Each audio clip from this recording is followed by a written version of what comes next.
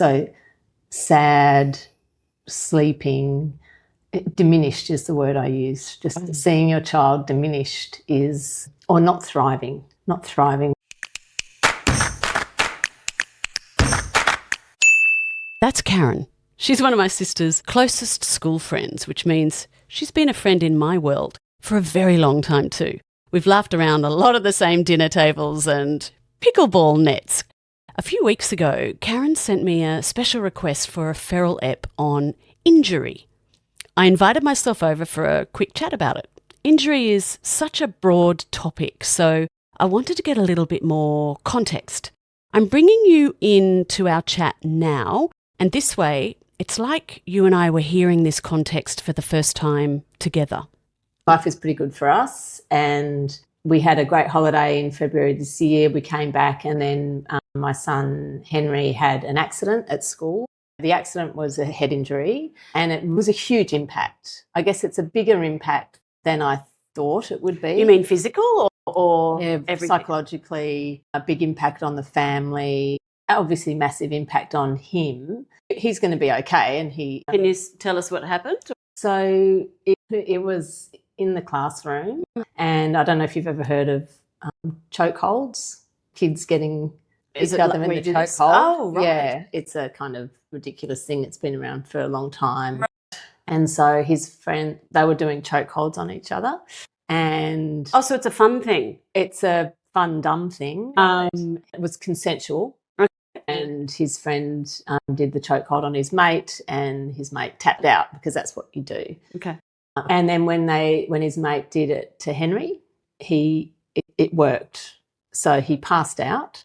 Shit. He passed out in the classroom. He's 6 foot, I think. He's quite big for a 14-year-old. Yeah, right. His mate couldn't believe that it happened, and he dropped him. Oh, no. But because he dropped him, he went straight down onto the there was a trolley there because they were in the tech classroom, and he hit his head on the wheel of a tech trolley.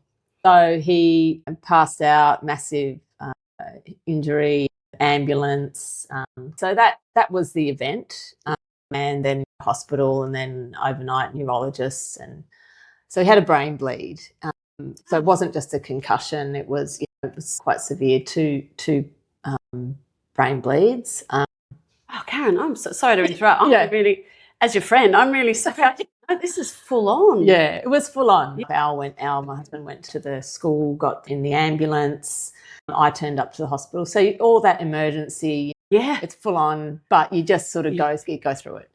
He was not in a good way, but he was responding. So eventually he came out of not being able to focus or see, and Karen. It's an internal injury, and I think that's one of the things. It's not visible. Yes. It's not visible. Okay. And so there's that part, and there's a road to recovery, but it's a long road, and it's long term. It's not a quick fix. The sport that he did was impacted massively. He was training 4 times a week, but he's a big character in our family, a big presence in the house, as they all are, but it went from that to nothing, So sad, sleeping, diminished is the word I use. Seeing your child diminished is, or not thriving. And it's really lonely. There's a loneliness to it where, and of course we have lots of friends, and there was a lot of love and support, but at the end of the day, when you shut the door, it's on you. Yeah, no one else is. People just want to know, is he going to be okay? Yeah, he's going to be okay. Oh, thank God. What can I do? Yeah, and food and all of that stuff. Absolutely brilliant. But it's at the end of the day, it's your child. It just got me thinking massively about, wow, how do other people cope with these sort of ongoing disabilities or injuries, and how that affects. And then I started thinking about, what do animals do? What I wondered was, do they just cast that, like kangaroos, that we obviously aren't going to cast our child aside, right? Good to know. But she's got some radical options ahead. How does nature do it? Is there a point where you go, well, you're not going to make it or something because you're too weak? to bring along. Otherwise, it's for the greater good of the family. Wow. Okay, firstly, I'm not a biologist, but I tweaked Karen's question into a biomimicry one.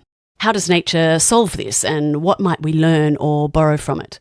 I had absolutely no idea what this even was at that time, of course. So I went away and sat with it all for a bit. I had to digest what a friend had gone and still is going through. And then I had to pull myself away from that and try to see what was emerging that might be interesting and useful from a feral perspective. And something Karen said stayed with me well after that chat. I wonder if you noticed it as well. Diminished. Now that's a human lens, that's not a feral in the wild one. But it did what often happens to me. It grabbed my face and looked me directly in the eyes and said, "Look at me." So I did. I think anyone who has watched someone they love go through a serious injury knows exactly what that word holds. That particular kind of pain that isn't about the injury itself. It's about watching a capable, full of life person go quiet. Not just the loss of a sport or a job or a routine, but the temporary loss of the role, the identity, the version of themselves that made sense to them and everyone around them. This isn't really an episode about injury. It's a story about what happens afterwards, about understanding one part of what injury takes from people and whether nature offers principles that might help us to respond differently, or know at least we're on the right track. We know how to rally around the acute crisis phase, don't we? The ambulance, the hospital, the meals dropped at the door, the "is he going to be okays?" We're actually quite good at that part, and it matters hugely. What we're much less good at is what comes after. When the person is home and recovering and the world expects things to be moving in the right direction again. I spent some time mulling what's building this sense of diminishment, and staring at my whiteboard, the response looks a little like this to me. Because of injury, you can't contribute the way you used to, which affects the role you have, which can affect your sense of identity, and at the same time, nobody can see how much internal recovery and work is going on. And sometimes nobody can even see the injury itself, like with Henry. Invisibility is what connects all these dots. Injury can push them all into the shadows.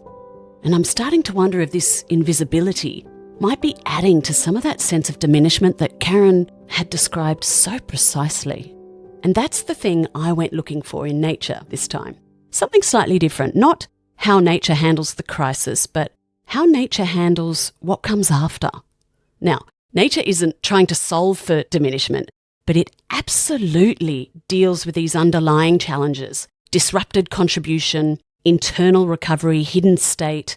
And after looking across a surprisingly wide range of species, a few patterns kept forming. Not answers, patterns. So that's what we're going to look at. The things that become invisible after injury. Because if we can start to make some of this invisibility more visible, more legible, we might just be able to reduce one small part of what serious injury takes from people. Starting with the most obvious one, contribution. At some point, the thing the injured person did that made them legible to their group, their posse, to themselves, goes quiet. For Henry, it wasn't subtle. One Tuesday morning, he was team captain, I think, training 4 times a week, hoping to get selected for reps, someone people looked to. And then he wasn't. And nobody knew what to do with that, including Henry. He did keep on going to some of the training. He went and watched a game, and that sent him down a bit. Did it? Spiral, yeah. Okay. Yeah, so, because he could see he's not part of that. But have they found a role for him? There was a bit of a water carrier, or we've tried to get him to. We have got him into coaching, so that's a sort of connection to the game. Right. But yeah, it was more that loss of that's what I'm good at, and really it was the loss of identity, particularly around sport. Water carrier. It's a completely instinctive human response. Keep someone close to the thing they love, And it comes from a really good place. It always does. But I think Henry, at 14, watching his team carry on without him, felt the difference. Because one of the things injury does is it reduces the ways a person contributes to their group. And when I went looking at how nature handles this same injury-triggered problem, a pattern kept emerging across species. I've started calling it contribution, not consolation. Let me introduce you to the banded mongoose. Small, social, lives in groups of around 20. When an injured mongoose can no longer keep up with the group, it doesn't get given a pity role. It shifts into something called pup escorting, which sounds gentle, but it isn't charity. Pup escorts accompany specific pups on foraging trips. They use their knowledge of the terrain and predators to give those pups a better chance of survival. Escorted pups do better, measurably better. The mongoose's physical capacity has dropped, but its contribution didn't disappear. It changed, and crucially, still vital. The system genuinely needs it. This isn't about feeling included. This is functional. Across social species, the question often isn't, how do we keep them close? It's more, what does this group still need or this system still need? And what can this individual still genuinely provide? And that's where the water carrier role example sits in a bit of an awkward place. Not because it came from the wrong place at all, but the mongoose is genuinely improving the pup's chances of survival. There's something uniquely painful about being offered a role that everyone knows isn't needed. It doesn't restore the sense of contribution. It sometimes confirms the loss. And nature seems surprisingly clear on the criteria for this. Contribution needs to be legible, genuinely system supporting, and functional. Quick aside, I caught up with Karen briefly today, and Henry has recently been given a coaching role, paid a little too. Bonus. But more importantly, she said it was validated, he was needed, and that she immediately noticed the difference in him, less diminished. And he must have felt it too, because he came home, her words, pumped, fully pumped. Complaining about it, of course. To me, that's another encouraging sign. But pumped. Contribution, not consolation. So perhaps the focus isn't what can they no longer do, but what does this team or family or group still need that this person can genuinely provide? If you can't find it, that's worth sitting with, because it may mean that the system only has one pathway for that person to contribute, and that's a fragile design. But finding a new role in the group is only half the battle. While the group reshuffles on the outside, a much more demanding process is starting on the inside and producing almost nothing visible. Henry came home and slept for 21 hours a day. His family recognised what was happening, recovery. But many other people experiencing injuries or even illness find themselves misunderstood on this front. I've been there too. A few years ago, I had a surgery. No visible sign of anything. People wanted to come and visit, and I just knew I couldn't do it. I needed to sleep for days. Just sleep. One close friend said to me sometime later, "You're a bit odd like that." A bit odd. Like it was a personality quirk rather than something my body was doing for a really specific reason. In nature, this stillness is built into the program. When vertebrates are injured, they enter what researchers call a Sickness Behaviour Program. Less movement, more sleep, social withdrawal, less appetite. From the outside, it looks like the system is shutting down, but it isn't. Energy gets redirected inward. The stillness isn't the symptom, it's part of the solution. And in brain injury specifically, sleep isn't passive. The brain's repair and waste clearance systems are in overdrive. It's the brain running its repair cycle flat out, like a washing machine on a full spin cycle. So to a worried parent or to a friend who wants to visit, to the injured person themselves, anyone measuring progress by visible activity, just keep it in mind. The days that look like nothing are often the days that the most important work is actually happening.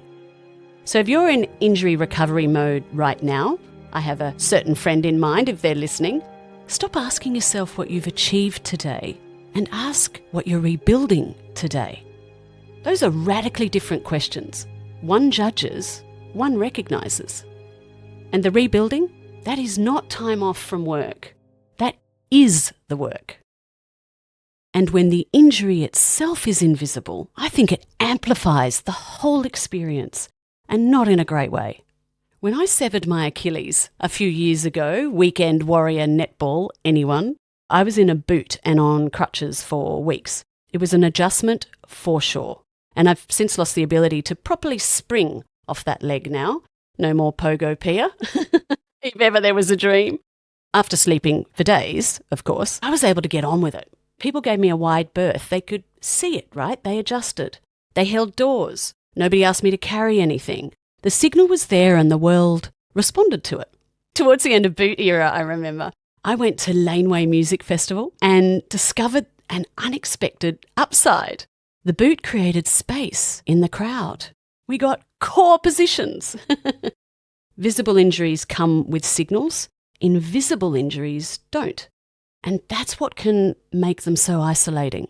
Henry came home with 2 brain bleeds and nobody could see it. No obvious physical signal saying something serious happened here. In nature, if there's no signal, if the injury produces nothing the system can actually detect, the system just doesn't sense anything's wrong. It simply doesn't respond. And not because it doesn't care, because it literally can't read what isn't there. The Matabele ant makes this brutal and precise. These ants raid termite mounds. Dangerous work. Ants get injured, legs lost. And when they do, they release a really specific chemical signal that triggers rescue behaviour. Nestmates carry the injured ant back and treat the wounds, so researchers blocked the signal. Genuinely injured, surrounded by nestmates, and the nestmates walked straight past because the signal wasn't there. And perhaps that's why invisible injuries can be so difficult to navigate, because one of the cues that would normally trigger support is absent. The injury itself isn't visible, the crisis around it often is, ambulances, hospital visits, but crises by their very nature tend to pass. People just want to know, is he going to be okay? Yeah, he's going to be okay. Oh, thank God. And then they carry on, because the signal said resolved, even when the injury hasn't.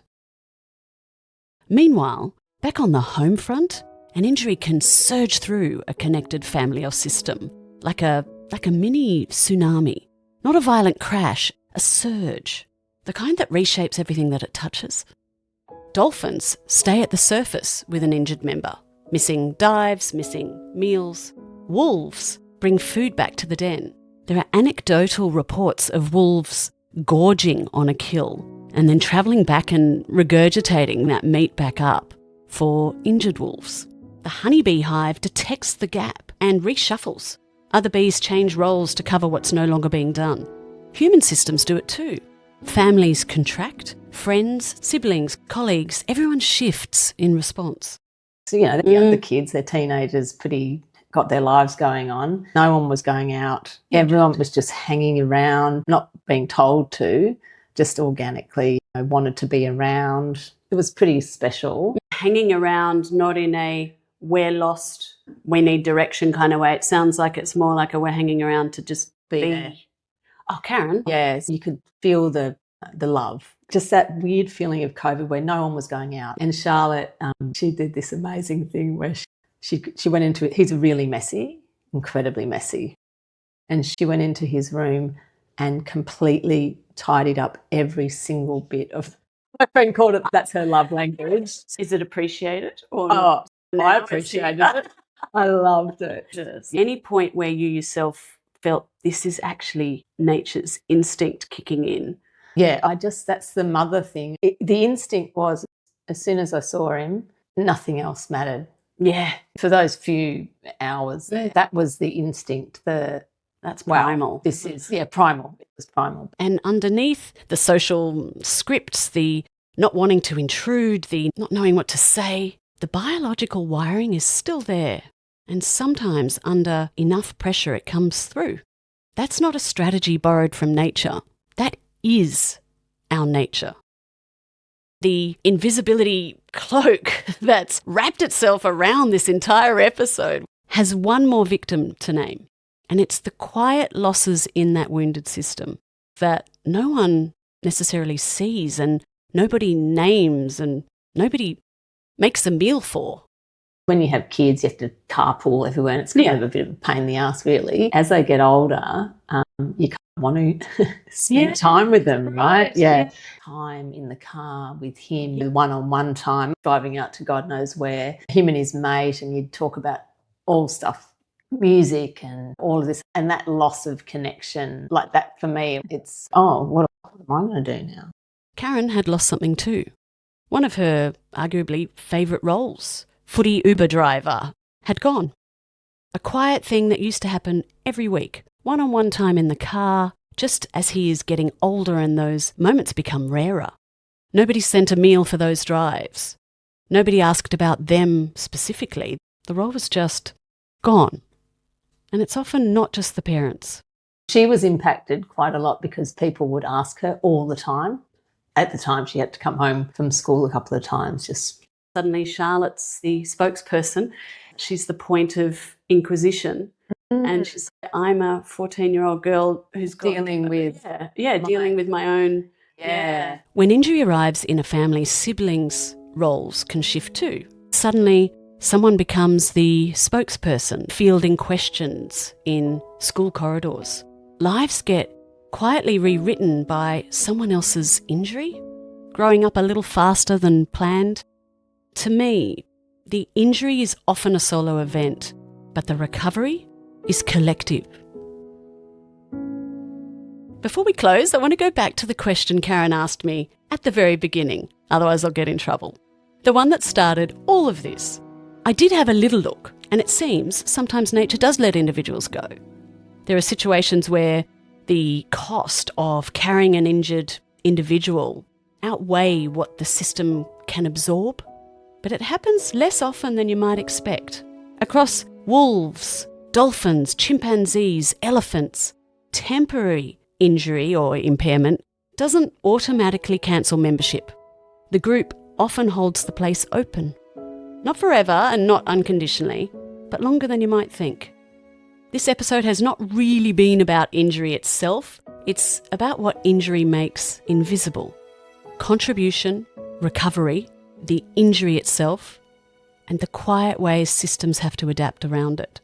And what happens when some of those things become visible again. What a fascinating listener request this was. Not just for the chats with nature, but the chance to bear witness to a friend whose family responded instinctively, without cheat sheets, without instructions, as if by nature. I'm Pia. This is Feral by Design. Nature owns the patent, some recovery required.